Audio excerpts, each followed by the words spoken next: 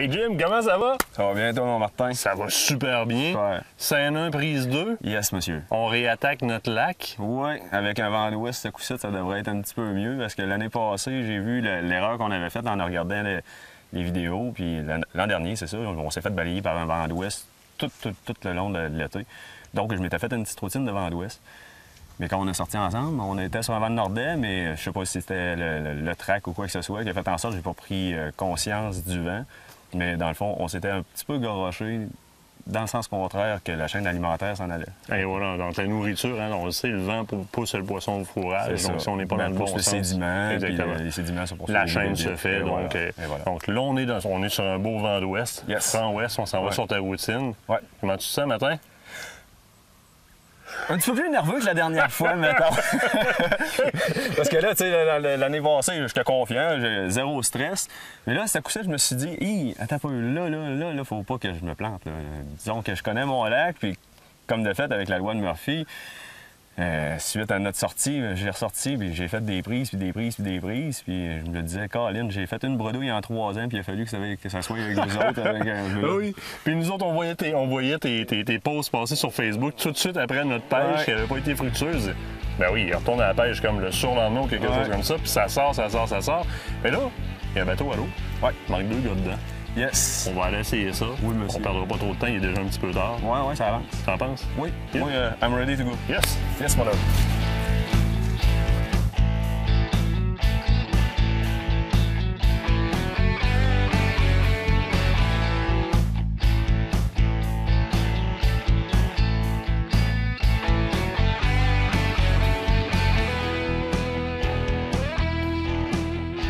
Jim, t'as un peu, mettons, pimpé tes leurres cette année? Oui. Ben c'est que j'avais commencé là, au début avec faire du primer, puis à un moment donné, j'ai eu un conseil de faire des effets d'hologramme dessus, puis j'ai dit, tabarouette, j'ai les ressources pour être capable de faire ça.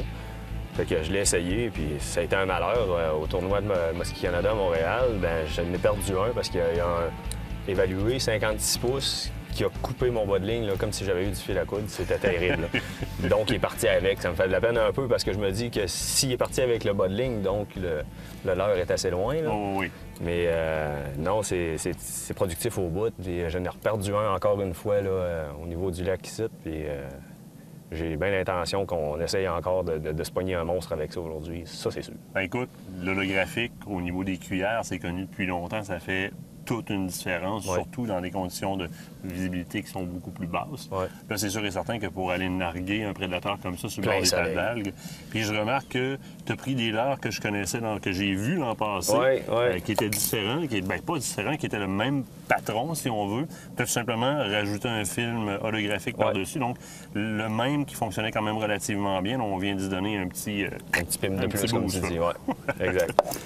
Là, j'ai des petits dessins à faire, là, comme là, je l'ai appelé mon black metal.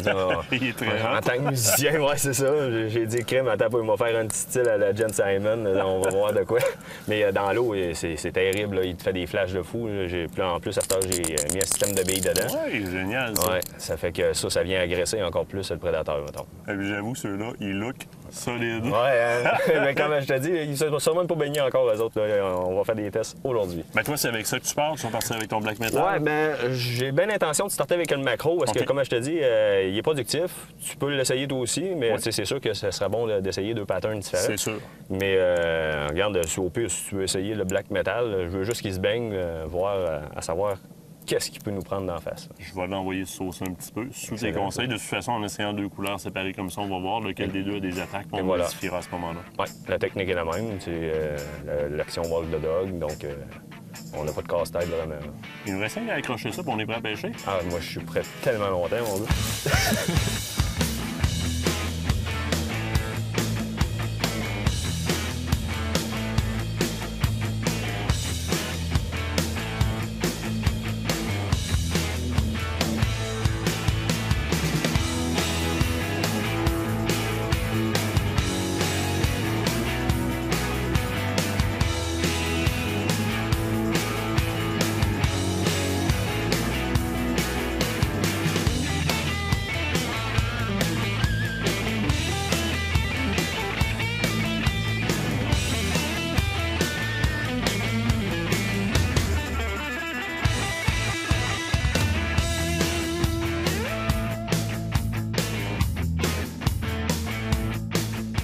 regarde. Ça va-tu? C'était beau. À peu près... Continue. Là, c'est ça, là, t'as eu une petite problématique de check. Je le voyais tout tantôt. Ouais, mais pourtant, il est encore là.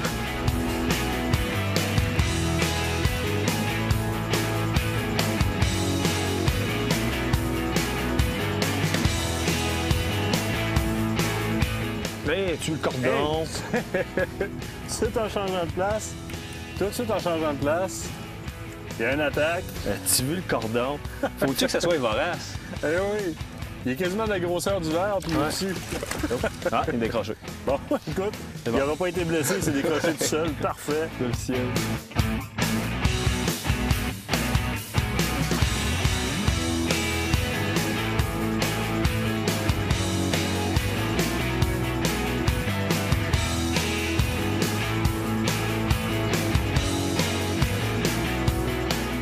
Hey Jim, tu me disais tantôt des endroits comme ici, là, bourrés d'algues. Bourré, regarde-moi ce que je viens de ramasser. Bateau. Ça a un gros avantage, c'est que très peu de gens viennent pêcher dans ces secteurs-là. Exact. Des lacs qui sont pêchés à la traîne, surtout. Oui. La minute qu'ils voient ces algues-là, c'est sûr qu'ils l'évitent. Ce qui fait que les poissons du secteur ne se font pas passer des leurres sur la tête bien souvent. Non. Ben, regarde la preuve. Tantôt, on voyait même les nageoires à la surface. Ah oui, ah oui. Ah oui. Ils ne se méfient pas du tout.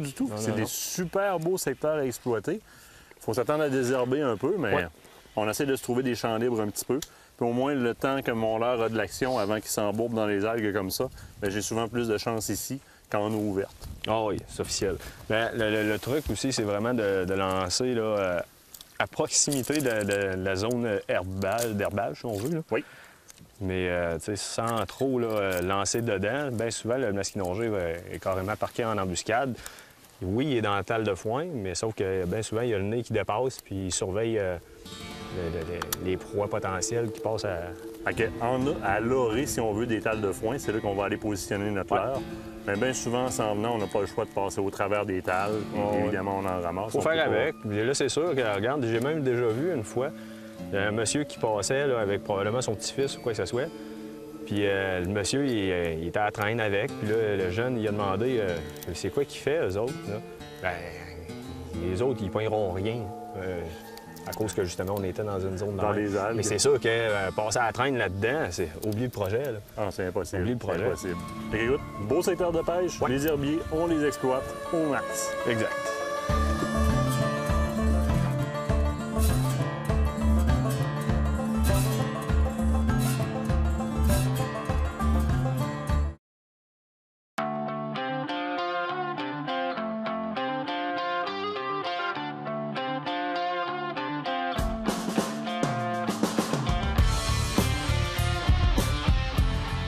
Yes! Hey, une belle attaque, ça! Yes, monsieur. Et dans un. Oui, l'épuisette. Voilà, je m'en vais te sortir ça.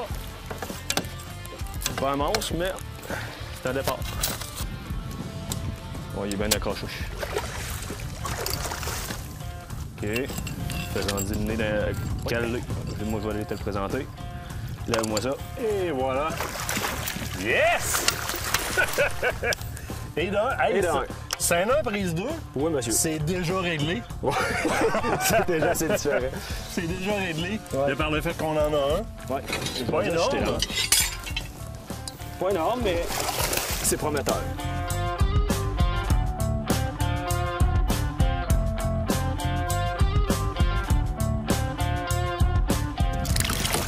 Hey, fais-toi pas mal plus que je veux te faire mal.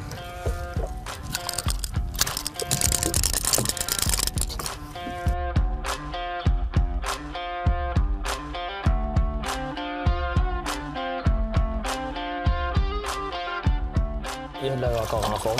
Oh oui, il est encore en forme. Il y avait de l'air blessé un petit peu tantôt en dessous. On va vérifier ça comme il faut. Question de voir si vraiment on peut le remettre à l'eau. Je dirais à peu près...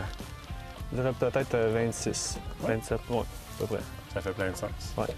Là, ce que tu vas faire, Jim, c'est une opération d'une importance capitale. Ouais. Via Muskie Canada, il y a une collecte d'ADN des muskies qui se fait et qui est importante pour cataloguer, si on veut, un peu ce qui se passe dans le plan d'eau. Oui, bien, c'est qu'à l'époque, quand il y a eu l'ensemencement, C'est tout du masquinongé qui vient du lac Joseph. OK. Puis là, dans le fond, là, avec l'échantillonnage ADN qu'on fait, c'est à savoir justement s'il n'y aurait pas eu une souche sauvage qui aurait pu croiser, mettons, avec le masquinongé d'ici. Puis en même temps, bien, essayer de pouvoir savoir une moyenne. Comme je parlais de la remise à l'eau qui est importante, c'est que, tu sais, avant, ils se pognaient des trophées ici. Là, en 80, la moyenne était entre de 40 et 48 pouces de moyenne pour les poissons. On parle d'une moyenne, ce qui veut dire qu'ils sortaient beaucoup plus gros que ça. C'est ça. Puis, as-tu vu, l'année passée, j'ai pogné 47 masquinongés. Puis, sur ce total-là, ma moyenne, ça a été entre 30 et 35 pouces. Donc, il y a une lacune au niveau de la remise à l'eau. Puis là, tout le monde veut pogner des trophées, mais la problématique, c'est qu'il y a beaucoup de... Ils veulent beaucoup en garder, mais sauf que si tu les gardes, l'histoire de vouloir avoir un trophée, tu peux oublier le projet. C'est ça, c'est ça. Fait que moi, j'essaie de conscientiser le monde. Il y en a qui comprennent, il y en a qui comprennent moins. Il y en a qui disent « Ah, si c'est pas moi qui le ramasse, ça va être un autre. » Mais sauf que, regarde, si tu lui laisses la chance de pouvoir poursuivre sa vie, tu as des chances de leur pogner, mais le double de la grosseur dans une couple d'années. Fait que là, on le fatiguera pas plus longtemps. On va faire ce qu'on a à faire. On va procéder au prélèvement. Exact. Tu m'expliques un peu tes étapes, comment tu fonctionnes? Comme là, ce que tu vas faire pour me donner un petit coup de main, ça va être juste... Oh, il est en train de s'en aller. Il est parti. Blooper. On a trop jasé. On voulait le laisser récupérer puis vérifier si la blessure était plus grave parce qu'il était quand même mollo tantôt. Ouais. Il est plus mollo. Non. Il a sacré son camp. C'est bon, Marie. On va en prendre d'autres, on va s'en prendre.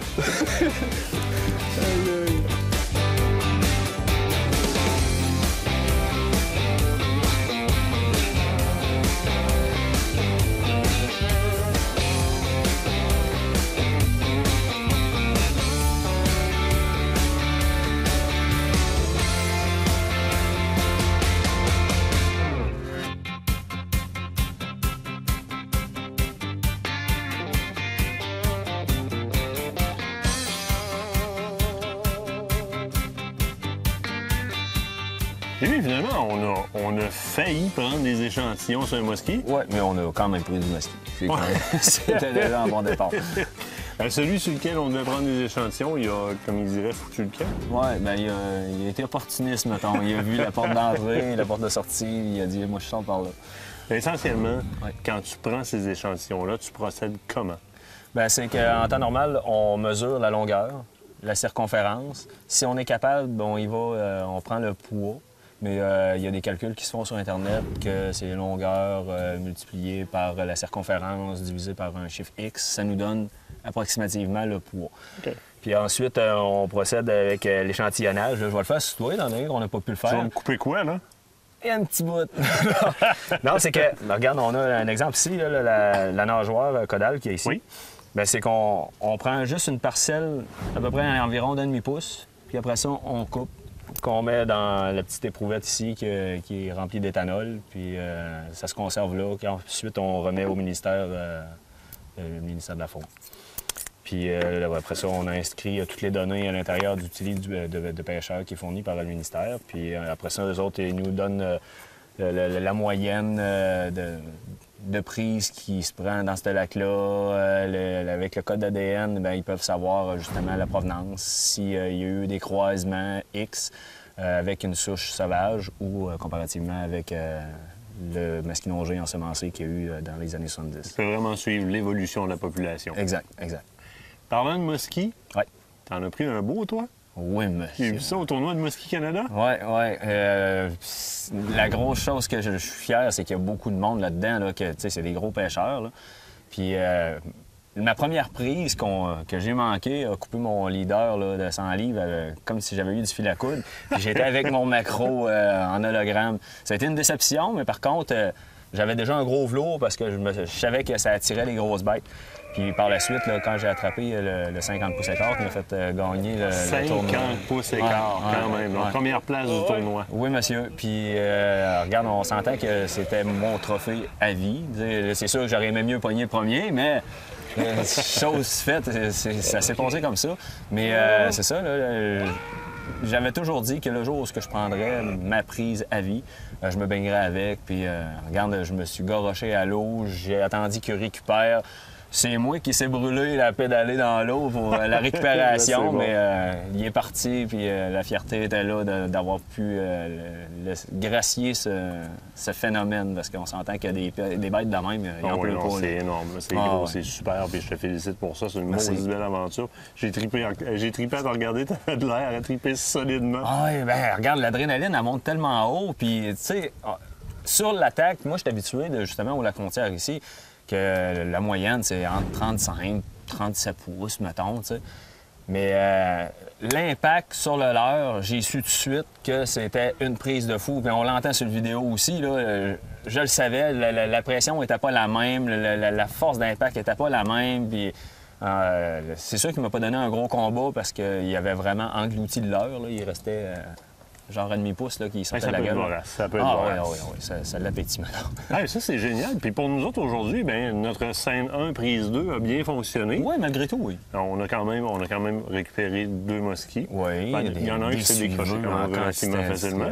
Des suiveux, on en a vu en masse. On a vu beaucoup de dos de mosquits, donc c'est très populeux dans le lac. C'est super intéressant. Puis écoute, mais ça nous fait une sortie quand même réussie. Oui.